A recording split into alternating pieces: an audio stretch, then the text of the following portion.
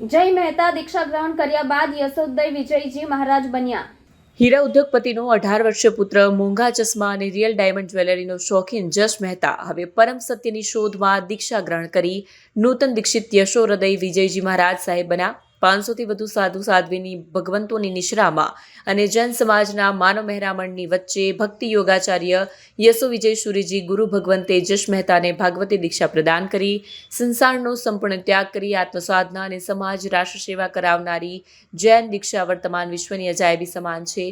શહેરના જાણીતા હીરા ઉદ્યોગપતિ જતીનભાઈ મહેતાના 18 વર્ષીય પુત્ર જશ મહેતાએ સંસારના તમામ સુખોને ત્યજીને સંયમનો કઠિન માર્ગ અપનાવવાનો નિર્ણય કર્યો। જશ મહેતાએ લક્ઝુરિયસ જીવનશૈલી, મોંઘા આઈફોન અને ખાસ કરીને રિયલ ડાયમંડની ઘડિયાળો અને જ્વેલરીનો જબરજસ્ત શોખ હતો। તે હવે બધું ત્યજીને આજે મોક્ષના માર્ગે જઈને દીક્ષા ગ્રહણ કરીને જશ મહેતા બન્યા। નૂતન દીક્ષિત યશોહૃદય વિજયજી મહારાજ સાહેબ બન્યા। સુરતના પાલ વિસ્તારમાં ભવ્ય દીક્ષા કાર્યક્રમનું આયોજન કરવામાં આવ્યું, જ્યાં જશ મહેતા ભક્તિ યોગાચાર્ય આચાર્ય ભગવંત યશો વિજય સુરી મહારાજ સાહેબની પાવન નિશ્રામાં દીક્ષા ગ્રહણ કરી સંયમ માર્ગે પ્રયાણ કર્યું હતું।